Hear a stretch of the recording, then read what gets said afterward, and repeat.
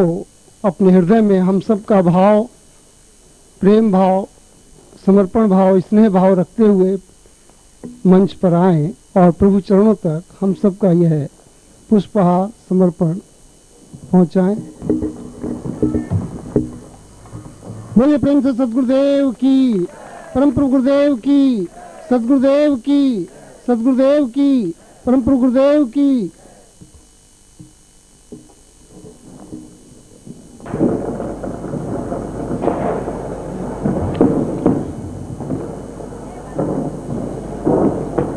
धीरं त्वमेवं लक्ष्मीर्वदेन्यं भवताप नित्यं देहं वशेषं स्वर्णोवतां स्वर्णप्रिया च लक्ष्मीं स्थापे वदन्यं गृहमेव नित्यं। दीपावली की इस महत्वपूर्ण रात्रि में, जो कि अपने आप में एक श्रेष्ठतम रात्रि है, तांत्रिकों के लिए भी और गृहस्थ व्यक्तियों के लिए भी इसलिए महत्वपूर्ण है कि जीवन का प्रत्येक क्षण अपनी एक विशेषता लिए हुए होता है और दीपावली की यह रात्रि भी अपने आप में एक विशेषता ली हुई होती है। जब तक हम किसी क्षण को समझ नहीं लेते, तब तक हम उस क्षण की महत्ता को भी नहीं एहसास कर सकते।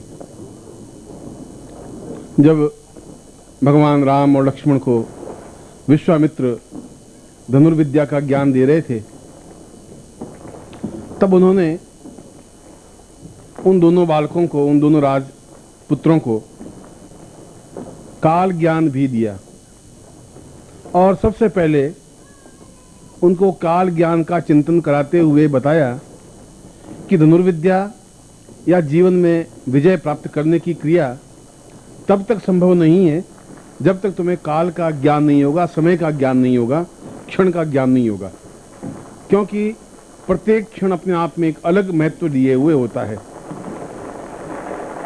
उसमें लक्ष्मण ने एक प्रश्न किया, तो केवल क्षणों के अवसर पर ही युद्ध किया जा सकता है? अगर क्षण विशेष नहीं हो तो युद्ध में विजय प्राप्त नहीं हो सकती?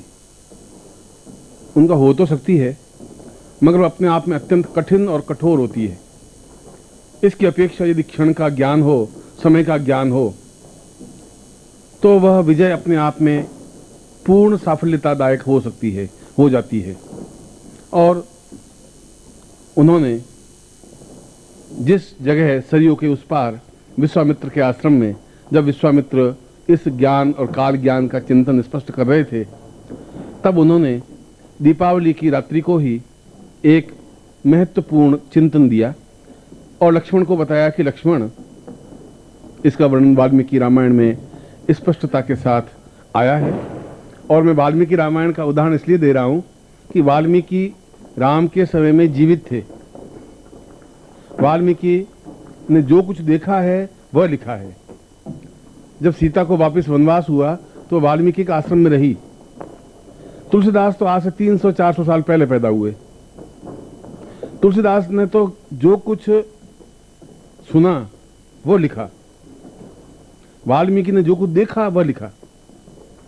और वाल्मीकि ने उस विश्वामित्र और राम लक्ष्मण की साधना को भी देखा, धनुर्विद्या को भी देखा, और उस समय उसने एक इतिहास लिखा। इसलिए मैं वाल्मीकि रामायण का उदाहरण दे रहा हूं।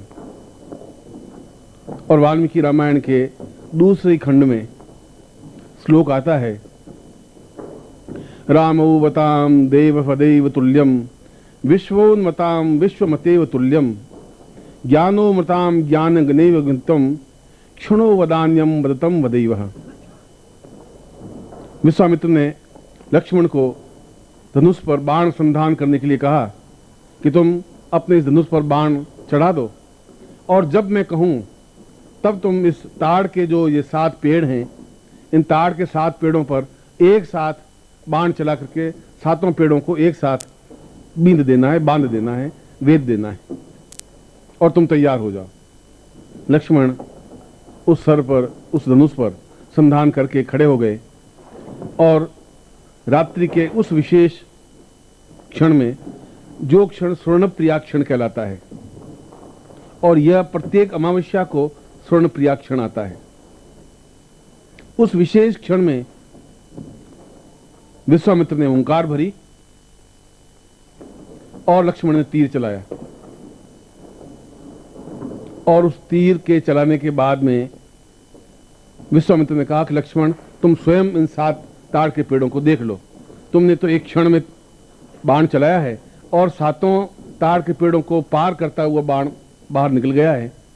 और लक्ष्मण ने पास में जाकर के देखा कि पहला पेड़ अत्यंत स्वर्ण के समान कांति वाला बन गया है, जैसे सुनहरी उसके ऊपर पर चढ़ गई हो।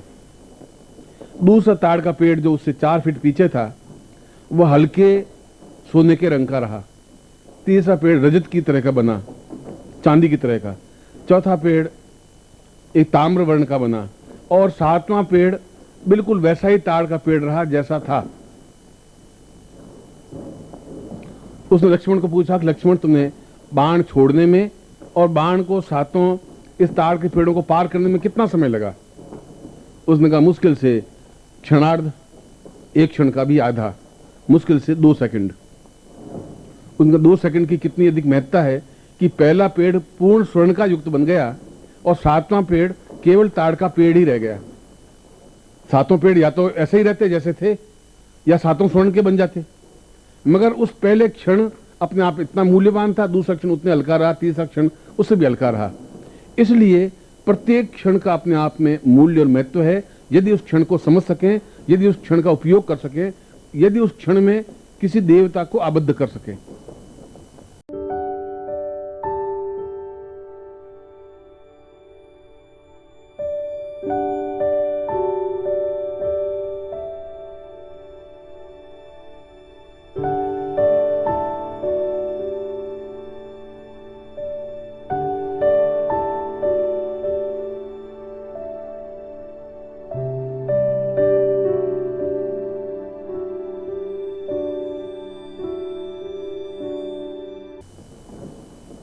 और वहीं पर इस घटना के कुछ ही मिनट बाद रावण का आगमन होता है और वहीं पर राम, लक्ष्मण और रावण का पहला परिचय होता है।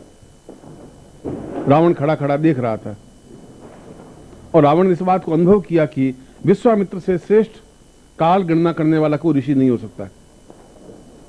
और पहली बार रावण विश्वामित्र के चरणों में सिर रखता है और अपना परिचय देता है कि मैं कश्यप का पुत्र, शिव का भक्त, जो सिर कभी भी शिव के अलावा किसी पे झुका ही नहीं, वो सिर आपके चरणों में झुक रहा है और केवल मैं स्वर्णप्रिया साधना करना चाहता हूं। यदि उस क्षण के मूल्य से पहला पेड़ स्वर्ण का बन जाता है तो जरूर उस क्षण की कोई महत्ता है। और महर्षि विश्वामित्र, मैं इस बात को भी समझ रहा हूं कि आपने जिस क्षण को संधान करवाया है उस क्षण का आपके किसी मंत्र से संबंध जरूर रहा होगा। यह मैं तंत्र का ज्ञाता दशकंधर रावण आपके सामने निवेदन कर रहा हूं। यह सारी घटना विश्वामित्र संहिता में आई हुई, विश्वामित्र उसमें वाल्मीकि रामायण में आई हुई है। विश्वामित्र ने कहा कि तुम चतुर हो और तुमने इस बात को भांप लिया है कि जब लक्ष्मण संधान कर रहा था तब क्षण और उस समय मैं जो मंत्र का संधान कर रहा था, उन दोनों की टकराहट से ये पहला स्वर्ण बना, पहला ताड़ का पेड़ स्वर्ण बना। तो इसलिए कि उस मंत्र और क्षण दोनों का आपस में संबंध बना। दूसरा, जब वह तीर दूसरे ताड़ को छुआ तब तक मैं मंत्र के उस भाग को 4 अक्षरों को पार कर चुका था। तब अगले 4 अक्षर और वह बाण उस ताड़ को लगा होगा। इस प्रकार से कुल 30 अक्षरों के मंत्र को मैंने बोला। इधर 30 अक्षरों का मंत्र समाप्त हुआ, उधर उसका तीर 7 ताड़ों को पार हुआ। इसका मतलब हुआ कि मंत्र भी अपने आप में उतने ही तेजस्वी हैं अगर विशेष क्षण में मंत्र का उपयोग किया जाए। और आपने लंका में देखा होगा कि लंका में आज भी बौद्धों के विहार तो बहुत हैं, बौद्ध मंदिर बहुत हैं, क्योंकि वहाँ सारा कोलंबो बौद्धों से भरा हुआ है। मगर जो लंका है, लंका के प्रवेश द्वार पर एक ही मंदिर है, विश्वामित्र मंदिर। विश्वामित्र नहीं, वो विश्वामित्र को विश्वामेध कहते हैं। और उस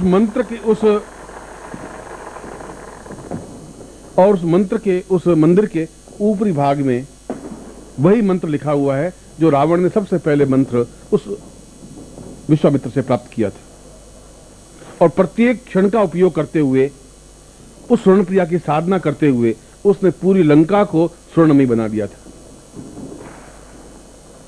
और विश्वामित्र ने कहा कि मेरे क्षण विशेष के महत्व को और स्वर्ण प्रिया मंत्र को, उन दोनों के आपसी संबंध को केवल रावण समझ सका है और कोई पृथ्वी पर समझ ही नहीं पाया, जो विश्वामित्र ने संहिता में कहा है।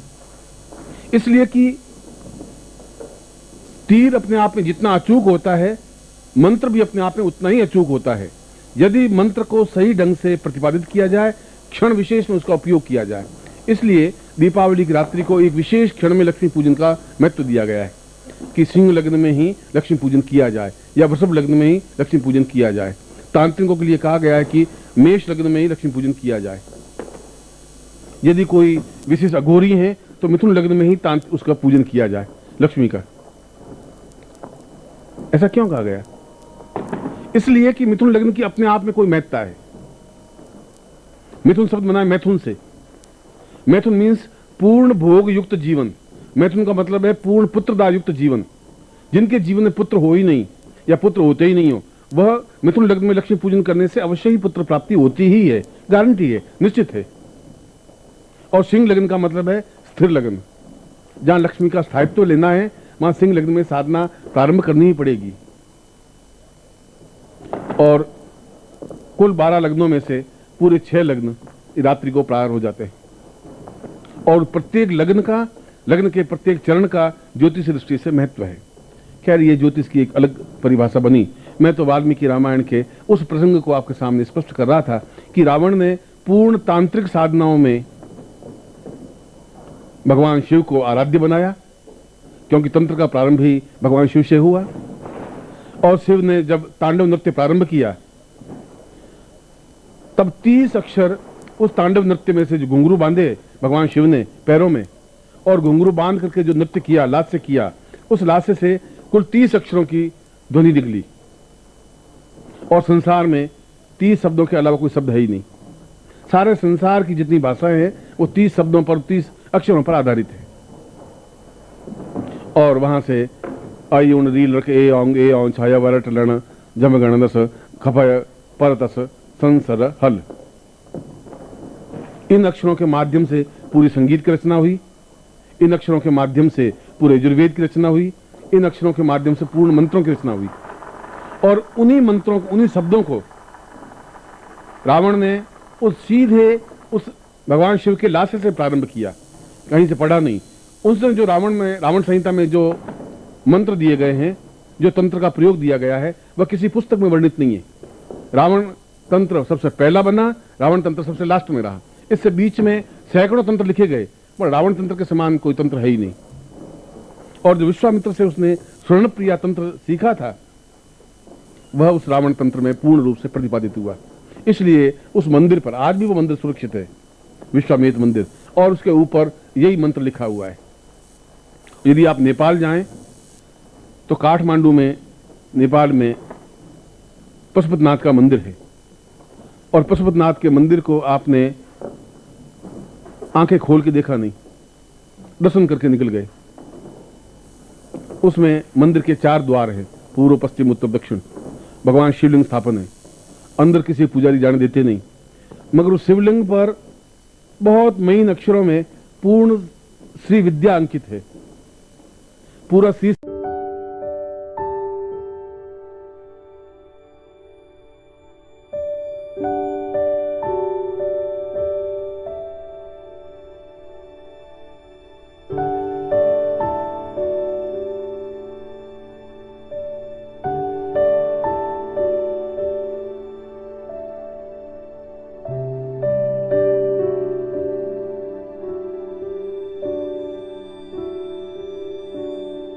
सूक्त अंकित है उस शिवलिंग पर, और पूर्ण श्री प्रिया मंत्र और साधना विधि अंकित है, और केवल उस मंदिर के उस शिवलिंग पर ही यह स्वर्ण प्रिया मंदिर, स्वर्ण प्रिया मंत्र और साधना विधि अंकित है।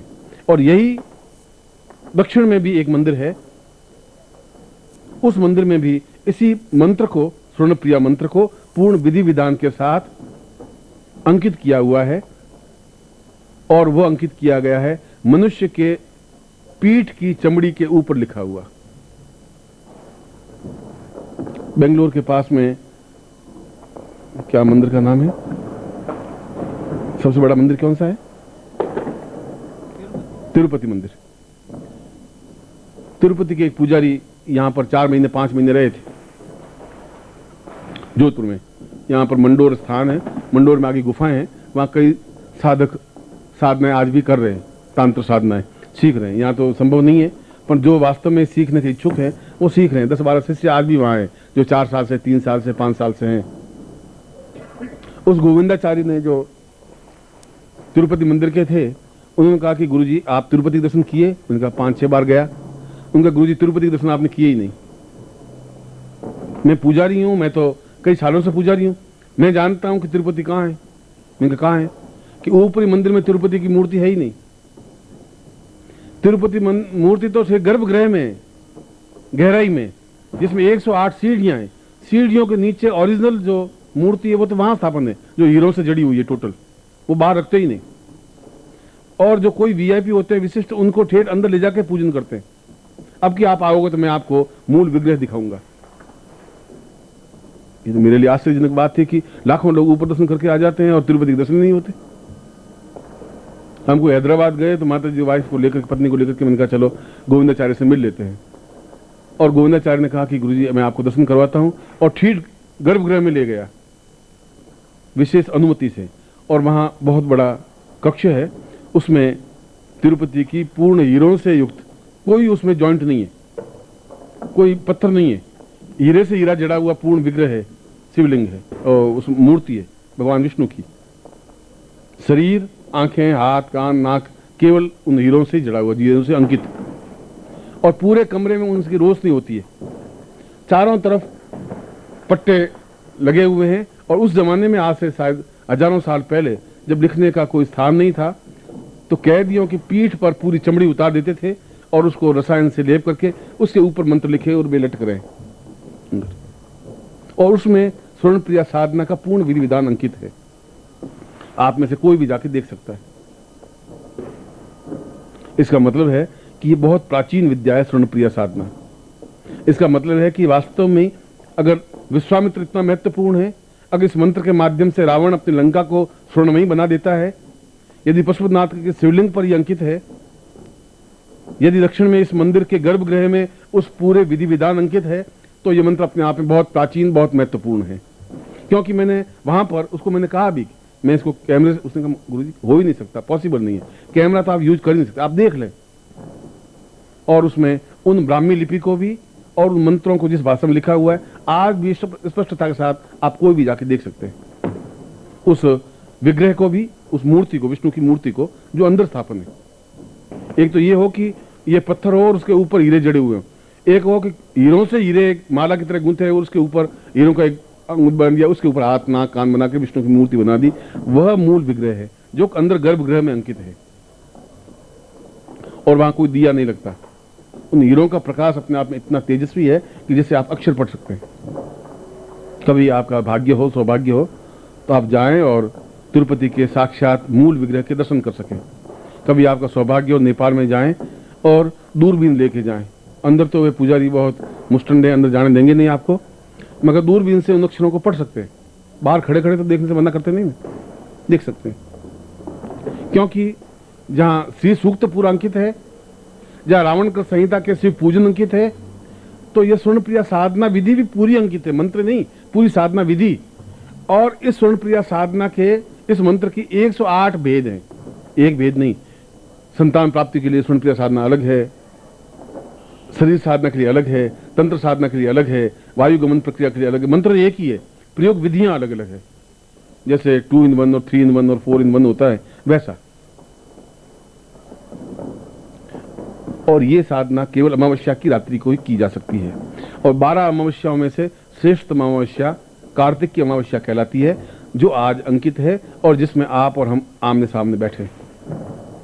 इसलिए मैं उस क्षण विशेष की महत्ता आपको समझा रहा था कि विश्वामित्र ने जहां लक्ष्मी को आबद्ध किया, जहां मैं दिल्ली में आपको विश्वामित्र संहिता के बारे में स्पष्ट किया था और मैंने मंत्र दिया था कि इस मंत्र का जाप आपको आज भी करना है, कल भी करना है, परसों भी करना है। यह तो मैंने विश्वामित्र संहिता से दिया था।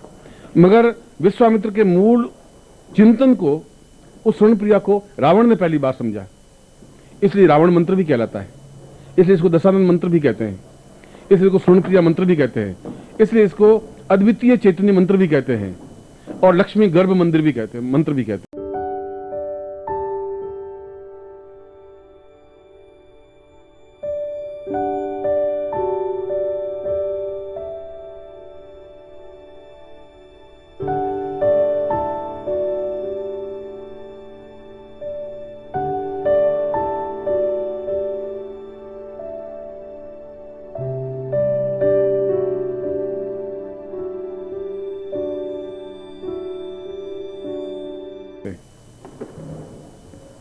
आज की रात इस दृष्टि से महत्व है कि आपके जीवन में सैकड़ों दीपावलियां तो आई होंगी, सैकड़ों अमावस्याएं आई होंगी, सैकड़ों आज कार्तिक की अमावस्याएं भी आई होंगी। जिंदगी ने 40 साल लिए तो 40 तो आई होंगी। मगर अभी तक आपको इस बात का ज्ञान नहीं था कि यह रात्रि इतनी महत्वपूर्ण क्यों है, क्यों सिंह लग्न में ही साधना पूजन विधि की जाती है। यह तो कभी भी कोई भी व्यक्ति कर लेता है, वो तो एक अलग बात है। करने को तो आदमी सांस लेता है और जिंदा रहता है, मर जाता है।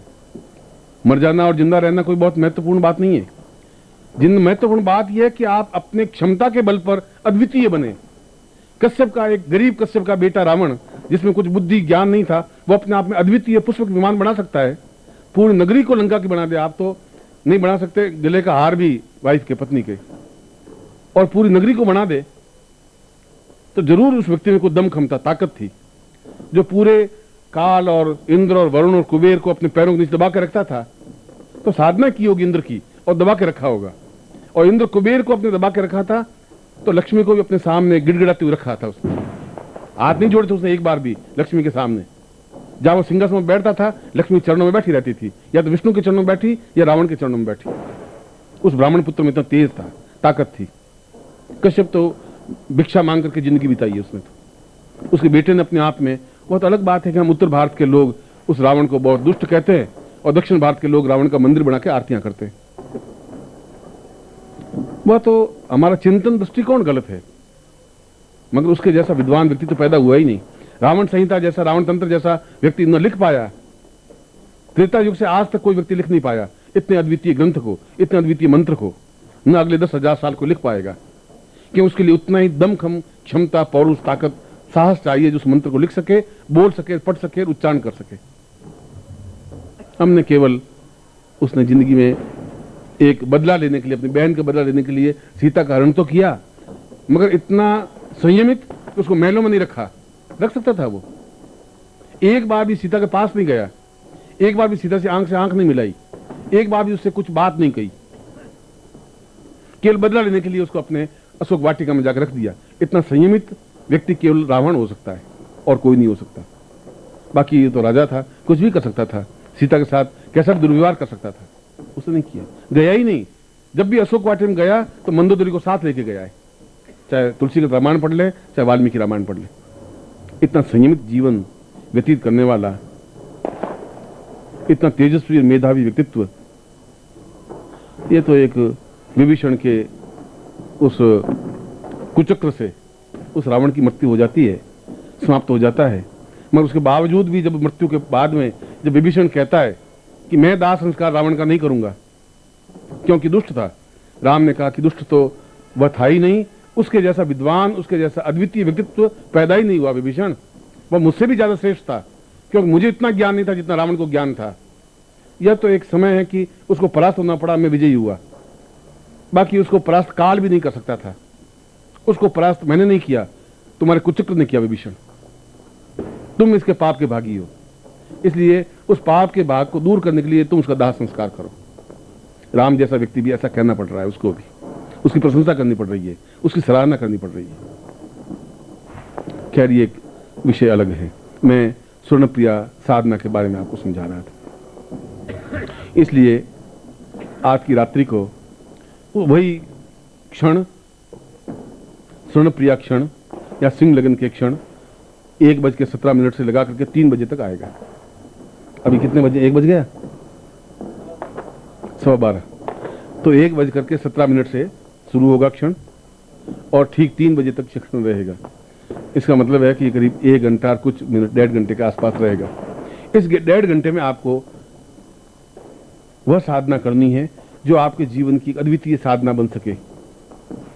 यदि विश्वामित्र के कहने से लक्ष्मण बाण छोड़ने पर पेड़, हरा भरा पेड़ स्वर्ण का बन सकता है, यदि केवल इस मंत्र की साधना से मार्कंडेय ऋषि पैदा हो सकता है, यदि इस मंत्र की साधना से रावण पूर्ण सोने की लंका बना सकता है, और यदि इस मंत्र की साधना से राम विजयी हो सकते हैं।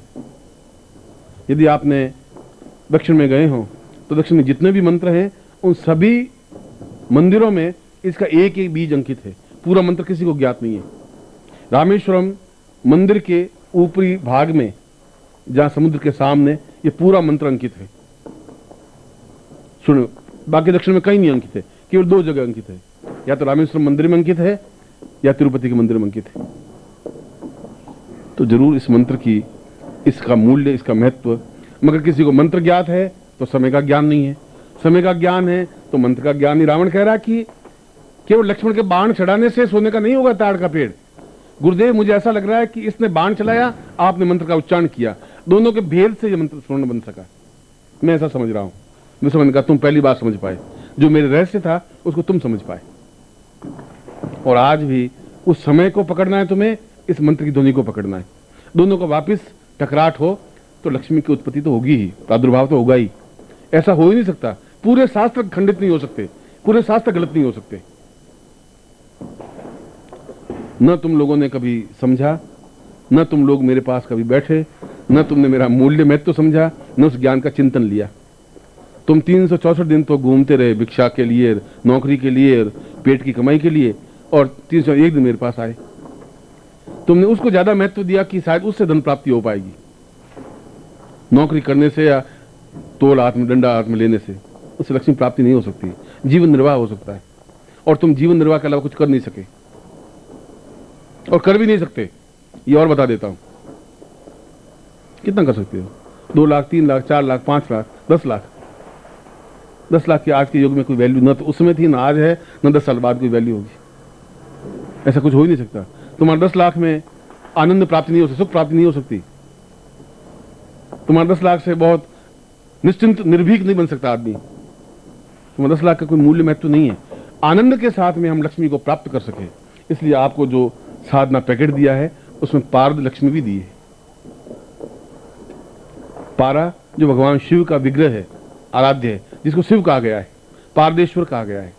पारा तो अपने आप में चंचल है, लक्ष्मी भी अपने आप में चंचल है। अगर पारद को बांधा है तो बांध करके लक्ष्मी की स्थापना की है। ये पूरे पारे से निर्मित है, अपने आप में मूल्यवान, महत्वपूर्ण है, और बाकी इसके साथ इसके आयुध है। इसकी साधना भी, इसको सामने रख करके, और फिर मैं अपनी तरफ से आज आपको एक अद्वितीय उपहार दे रहा हूं इस दीपावली की रात्रि को, जो कि अपने आप में एक श्रेष्ठतम यंत्र है और जिसको मैंने खुद ने सिद्ध किए हैं। और सिद्ध करने के बाद में उस यंत्र को भी मैं आपको दे रहा हूं, जिससे कि आप उसके सामने उस यंत्र को एहसास कर सके। और यदि आप कभी सुबह 4 बजे या 5 बजे बिल्कुल निस्तब्ध रात्रि हो, जब आवाज नहीं हो, शांत समय हो, उसमें उस यंत्र को सामने रख दें आप और ध्यान में बैठ जाएं, आपको खुद को उनमें से मंत्र उच्चारण करता हुआ सुनाई देगा। उस यंत्र की यह विशेषता होगी, उस यंत्र की यह महत्ता है, यह मूल्य है उस यंत्र का, जो आप नहीं समझ पाओगे। तुम्हारे कान तब सुन पाएंगे जब तुम बिल्कुल शांत सरल चित्त से उस यंत्र को सामने रख दें और शांत बैठ जाएं। तब आप एहसास करेंगे कि उस यंत्र में से ध्वनि निकल रही है, उस यंत्र में से मंत्र का उच्चारण हो रहा है, और वह मंत्र आपके जीवन का रास्ता बन सकता है, पाथेय बन सकता है। इसलिए उस यंत्र को भी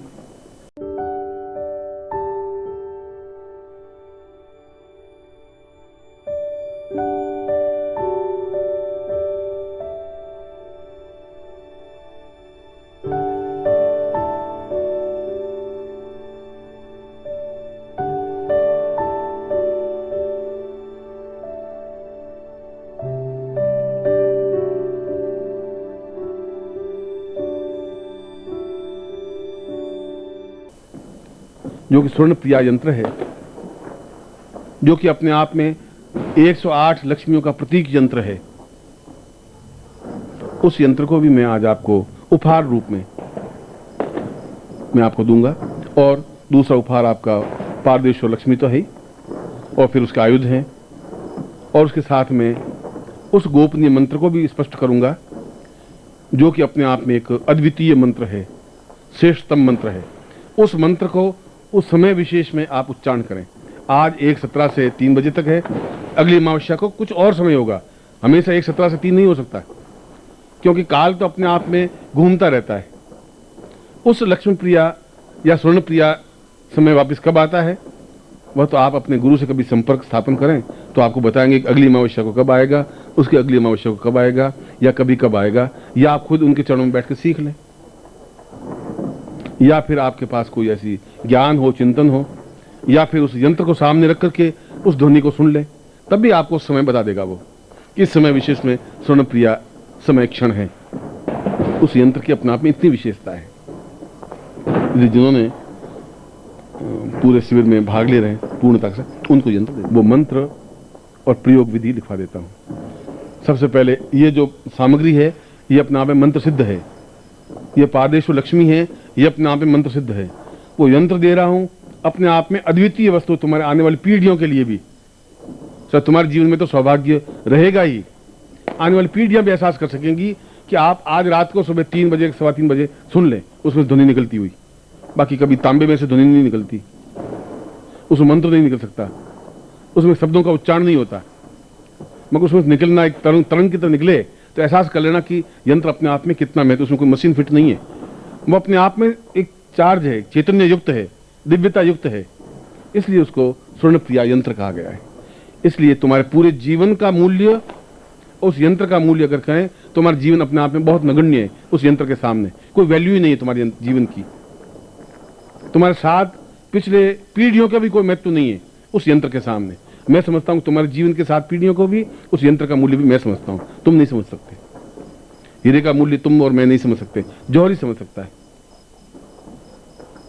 इसलिए वह यंत्र, यह पारदेश्वर लक्ष्मी, यह इसके आयुध, इसको अपने सामने रखें, और उसके बाद में आप पूर्ण क्षमता के साथ 1:17 से जो मैं मंत्र दूं, इस मंत्र का उच्चारण करें, मंत्र जाप करें, और 3 बजे तक जितना मंत्र जाप हो जाए उतना करें। माला की इसमें जरूरत नहीं, गणना की भी जरूरत नहीं कि 1 माला हो या 5 माला हो या 3 माला हो या 2 माला हो, पर जो भी करें शुद्धता के साथ करें। शुद्धता का मतलब पूर्ण उच्चारण हो, सही उच्चारण हो, यह बहुत जरूरी है। और फिर 3 बजे के बाद में आरती करें, निर्मोही आरती करवाएगा आपको, लक्ष्मी की आरती। और उसके बाद अपने घर में जाकर के किसी एक पात्र में, पात्र तांबे का हो सकता है, स्टील का नहीं होना चाहिए, लोहे का नहीं होना चाहिए, स्टील भी लोहा है, इसलिए किसी विशेष चांदी के पात्र में या ताम्र पात्र में या कागज पर या पत्ते पर या स्वर्ण पात्र में इन आयुधों को, इस पारदेश्वरी लक्ष्मी को और उस यंत्र को सूर्योदय से पहले इस मंत्र की एक माला फेरें। सूर्योदय से पहले इसलिए कह रहा हूं कि उस समय वातावरण फिर भी शांत होता है, फिर बाद में गाड़ियों की चिल्लाहट, भौं भां, फिर आप उस मंत्र जाप को एकाग्रता के साथ नहीं कर पाएंगे। इसलिए उस निस्तब्ध रात्रि में नित्य इस मंत्र जाप को करें। ऐसा कुछ बंधन नहीं है, सूर्य के बाद में मंत्र जाप कर ही नहीं सकते, ऐसा बंधन नहीं है, मगर जहां एकांत हो, शांत हो, सरलता हो, वहां इस मंत्र जाप को करें। आपने लंका को कभी पढ़ा नहीं, जब राम अंदर पहुंचते हैं, जब लक्ष्मण पूछते हैं लंका में प्रवेश करने पर, लक्ष्मण पूछ रहे हैं कि ये नगरी में विचित्र देख रहा हूं, इसलिए विचित्र देख रहा हूं कि यह एक वास्तुकला का अलग सा नमूना है। वह तो बीज रेखा गणित के अनुसार भवन निर्माण होना चाहिए, नगरी का निर्माण होना चाहिए, यह तो वैसा है ही नहीं, यह ऐसी कैसे है प्रभु? राम कह रहे हैं कि यह एक विशेष लक्ष्मी युक्त नगरी का निर्माण है। विशेष लक्ष्मी नगरी का निर्माण का मतलब है यह शंख के आकार की लक्ष्मी नगरी है, जैसा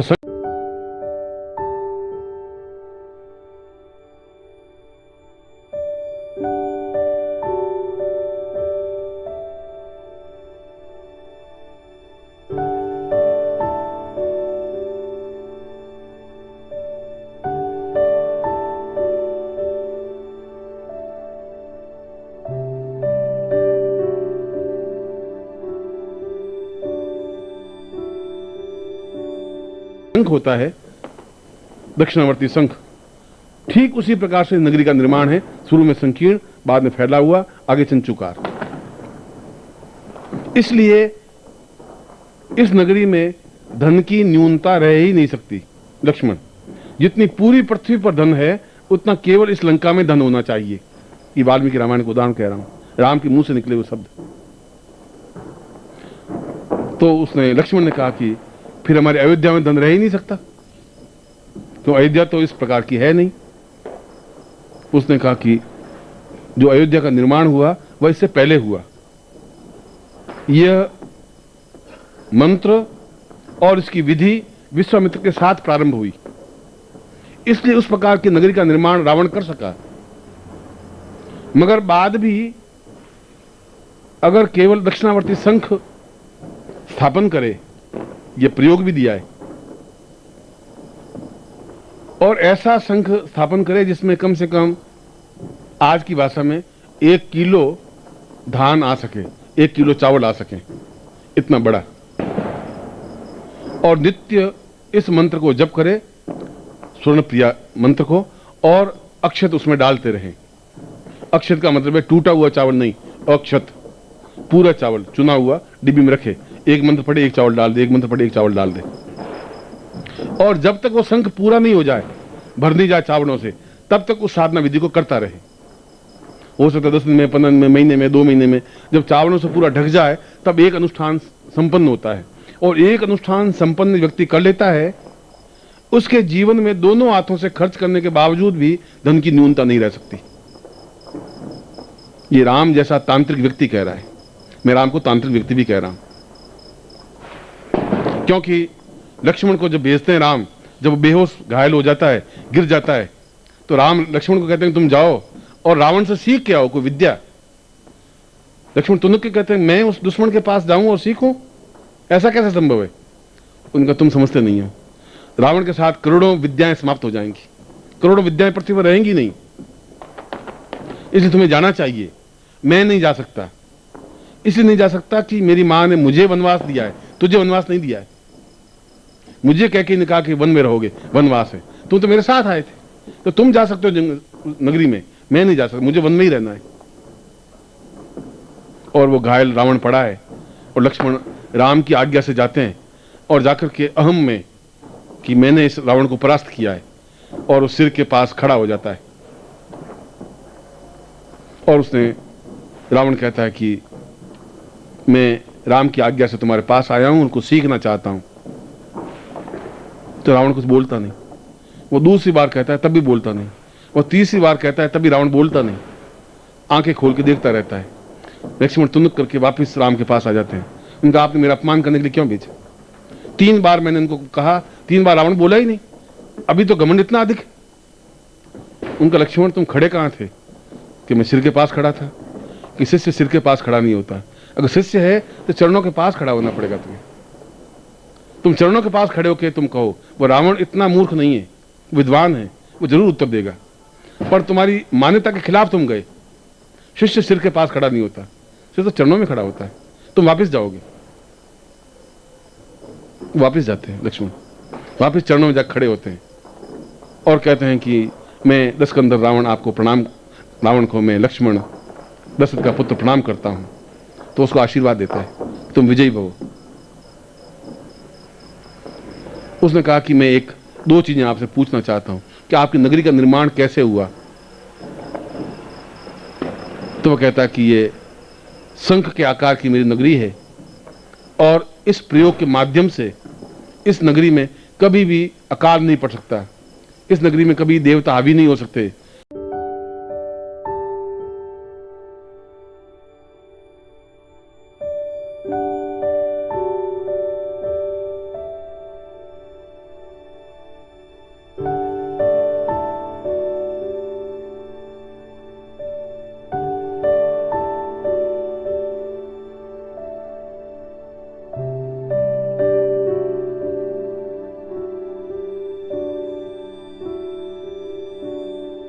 इस नगरी में कोई व्यक्ति अकाल मृत्यु को प्राप्त नहीं हो सकता, इस नगरी में किसी प्रकार का दुर्भिक्ष नहीं हो सकता, इस नगरी में कभी गरीबी नहीं आ सकती। अब हम नगरी का निर्माण तो कर नहीं सकते, मगर संघ का निर्माण तो कर सकते हैं, संघ को स्थापन कर सकते हैं। जो नगरी में नहीं हो सकता था वो हमारे घर में संघ के माध्यम से भी नहीं हो सकता। और दूसरा, लक्ष्मण पूछता है कि मैं आपसे कुछ राजनीति सीखना चाहता हूं। तो रावण पड़ा पड़ा भी उचकता है और उचक करके उसके हाथ से धनुष छीन लेता है और धनुष छीन करके उसके ऊपर बाण संधान कर लेता है कि मैं अब 1 सेकंड में तुम्हें खत्म कर सकता हूं लक्ष्मण। इसलिए शत्रु के 10 कदम पीछे हट के खड़ा होना पड़ेगा, शत्रु के पास नहीं खड़ा होना चाहिए। राजनीति का पहला गुण यह है। तुम मेरे पास बहुत नजदीक खड़े हो गए, ये गलती थी तुम्हारी। मुझे 10 कदम पीछे हट के ही तुम्हें प्रणाम करना चाहिए था, क्योंकि तुम्हारे नजर में मैं शत्रु हूं। और तुमने दोनों प्रश्न किए, दोनों प्रश्नों का मैं जवाब दे रहा हूं कि राजनीति विश्वास के काबिल नहीं होती और धनवान बनने के लिए उस दक्षिणावर्ती संघ की साधना करनी ही चाहिए। पूरे विधि विधान रावण संहिता में इसका पूरा वर्णन है। खैर ये तो फिर आगे की कभी चिंतन है। मैं अब आपको मंत्र लिखवा देता हूं और फिर आप मंत्र शुद्धता के साथ यहाँ लिखा होगा, आप देख लेना। पर मंत्र बिल्कुल शुद्ध लिखा होना चाहिए आपके पास, स्वर्ण उच्चारण होना चाहिए। मैं आपको उच्चारण करवा देता हूं, मगर इस मंत्र के साथ जैसा विश्वामित्र संहिता में लिखा है कि गुरु अपने शिष्य को मंत्र दे यदि गुरु प्रसन्न हो जाए तो, मगर यह संकल्प ले ले कि वो बिना गुरु की आज्ञा के किसी दूसरे को मंत्र नहीं दे। और मैं भी उन नियमों का पालन करते हुए, विश्वामित्र के शब्दों को पालन करते हुए मैं भी आपको आज्ञा देता हूं कि मैं आपको मंत्र तो सिखा देता हूं, मगर मेरी बिना आज्ञा के आप ये मंत्र दूसरों को नहीं देंगे किसी भी हालत में, यह आवश्यक है। मैं मंत्र बोलूंगा, आप उच्चारण करेंगे, फिर लिख देना।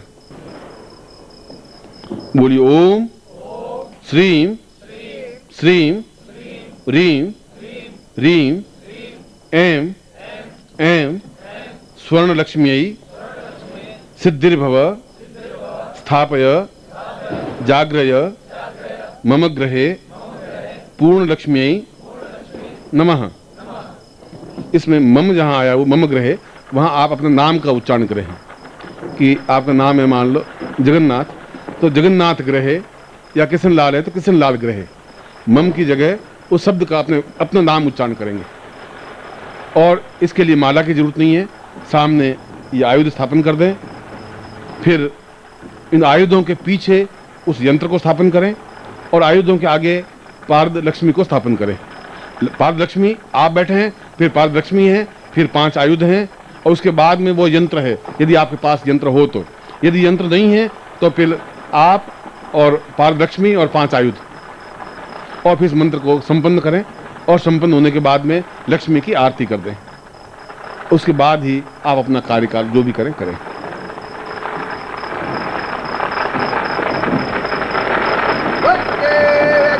ठीक है, उनको आज समापन कर रहा हूं कि आप समय पर आप इस साधना विधि को प्रारंभ कर सकें। 1:17। अब किसी घड़ी में 2-4 मिनट आगे पीछे होंगे तो कोई फर्क नहीं पड़ता। आप करीब 1:15 बजे समझ लीजिए, 1:15 बजे आसन पर बैठ जाएं।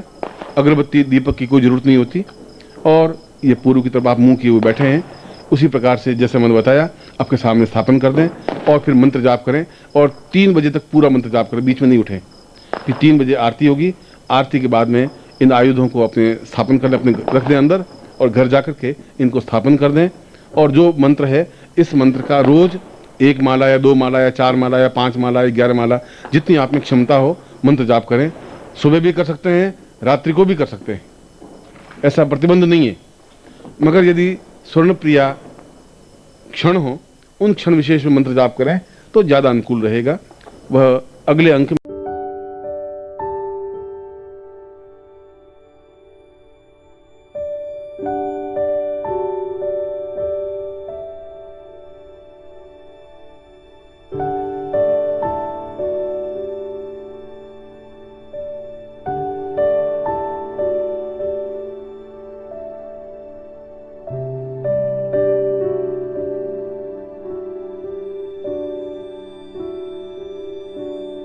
में पत्रिका के अगले अंक में मैं 12 महीनों के स्वर्ण क्षण कौन से हैं वे मैं दे दूंगा, जिसका आप ज्यादा से ज्यादा उपयोग कर सके।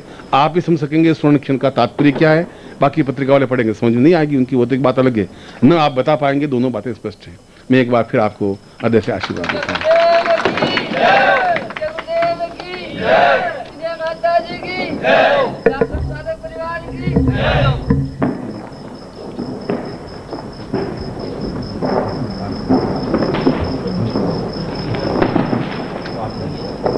पूज्य गुरुदेव की जय पूजनीय माता जी की जय।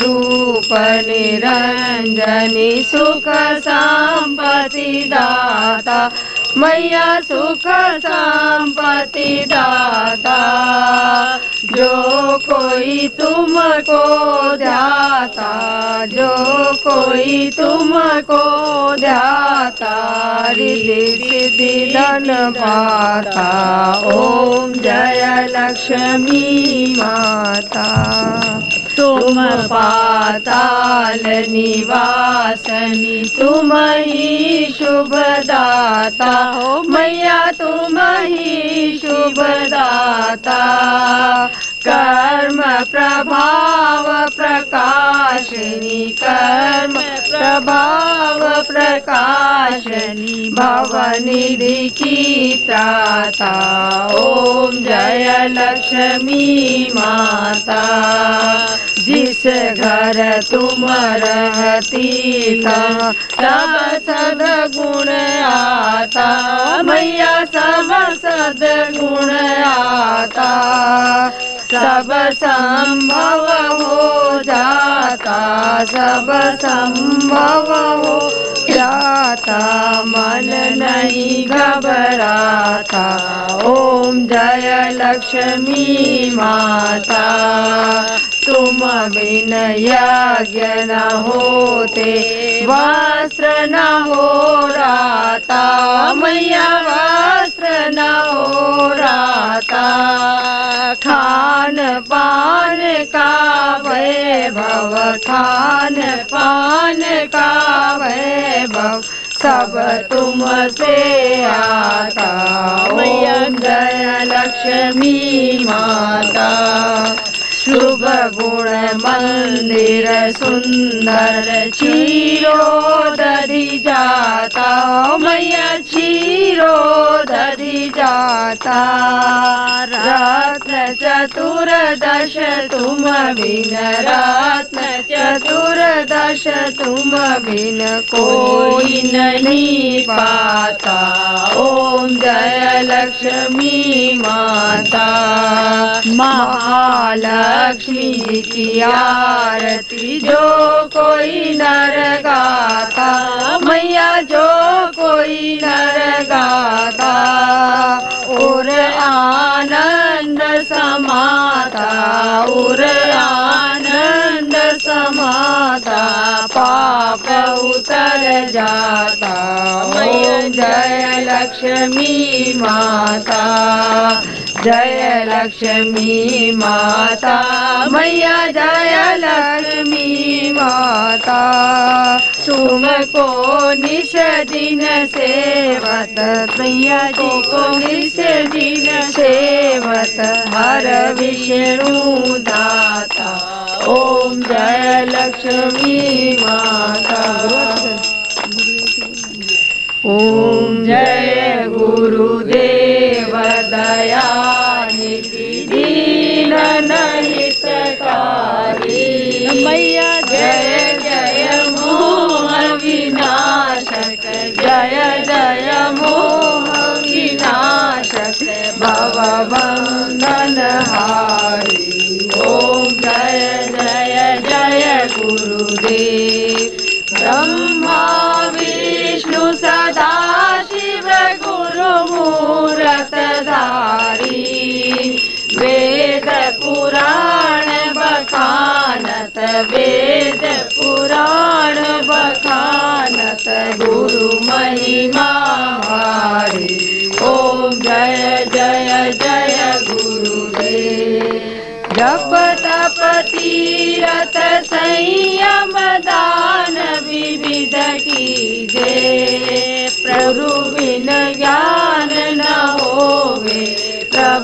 बिन ज्ञान न होवे कोटि यतन कीजे। ओम जय जय जय गुरुदेव। माया मोह नदी जल जीव बहे सारे, नाम जहाज बैठा कर, नाम जहाज बैठा कर गुरु पल में तारे। ओम जय जय जय गुरुदेव। काम क्रोध मद मात्सर चोर बड़े भारी, ज्ञान खड्ग दे कर में, ज्ञान खड्ग दे कर में गुरु सब संहारे। ओम जय जय जय गुरुदेव।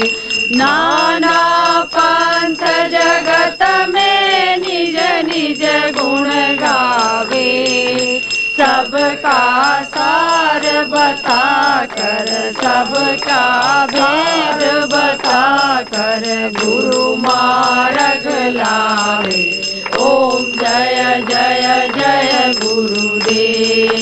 गुरु चरणामृत निर्मल सब पातक हारी, वचन सुनत श्री गुरु के, वचन सुनत सद्गुरु के सब संशय हारी। ओम जय जय जय गुरुदेव। तन मन धन सब अर्पण गुरु चरणन कीजे, ब्रह्मानंद परम पद, ब्रह्मानंद परम पद मोक्ष गति लीजे। ओम जय जय जय गुरुदेव।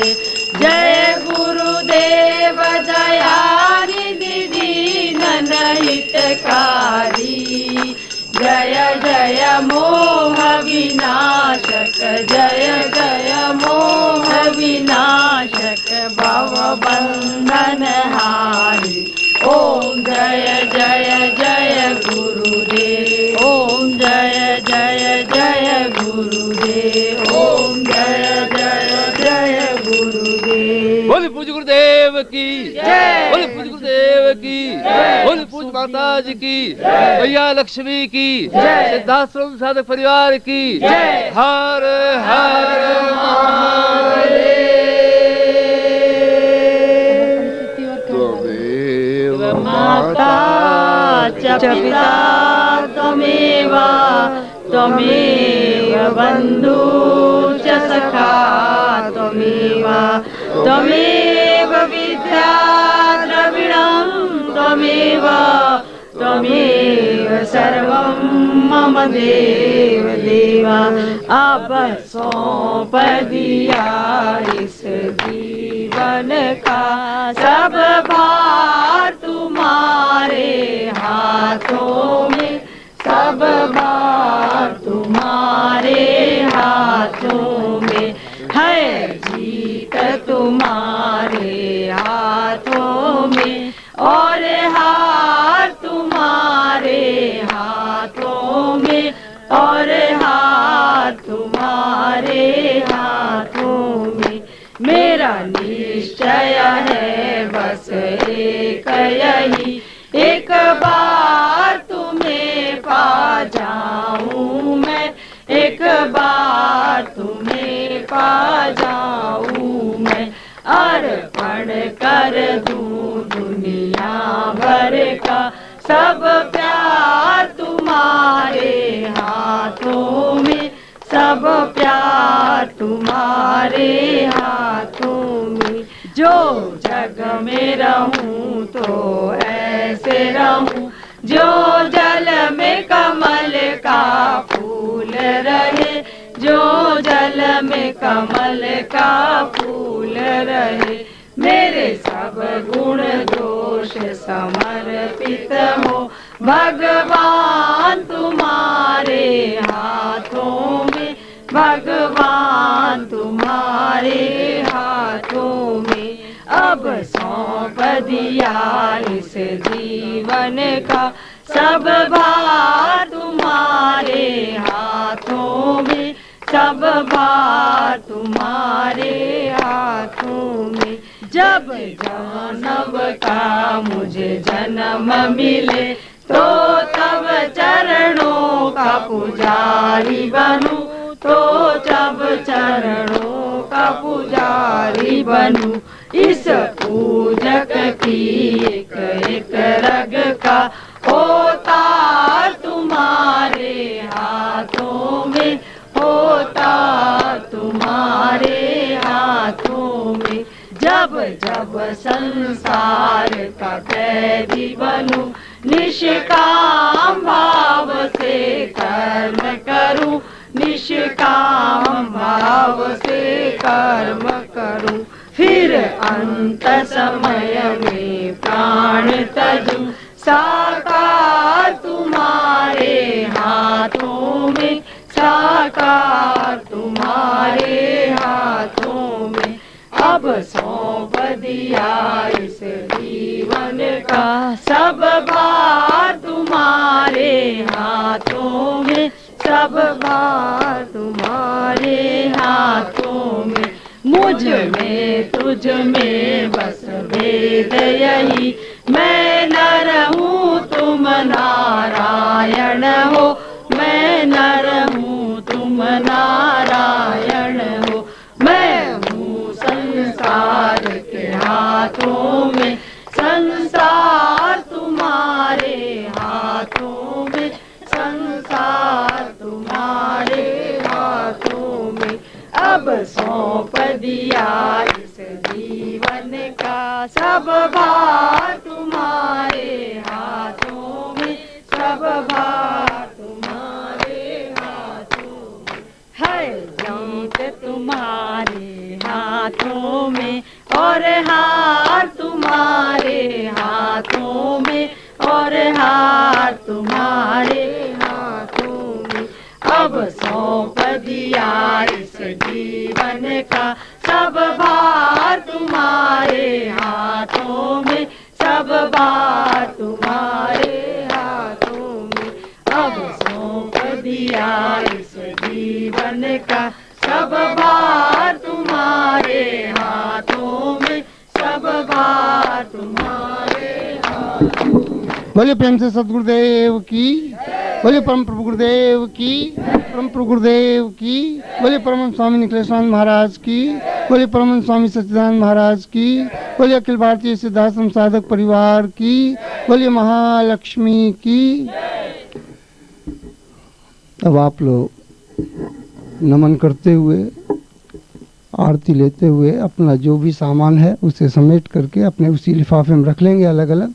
आज का लिफाफा अलग है, कल मान एक दूसरे का एक दूसरे से नहीं मिले, अपना अपना सामान समेट लेंगे, आसन समेट लेंगे।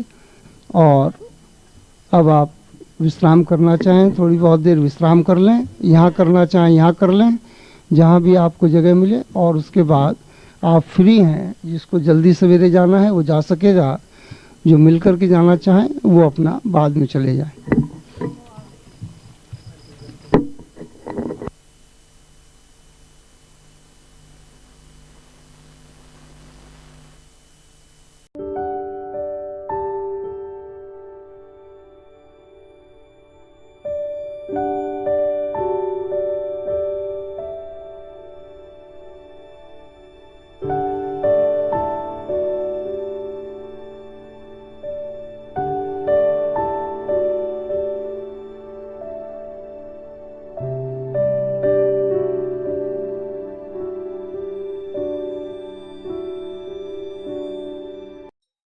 ओम परम तत्वाय नारायणाय गुरुभ्यो नमः।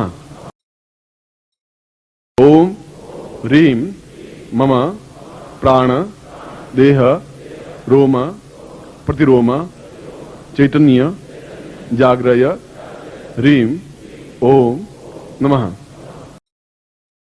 ओम भूर्भुवः स्वः तत्सवितुर्वरेण्यं भर्गो देवस्य धीमहि धियो यो नः प्रचोदयात्।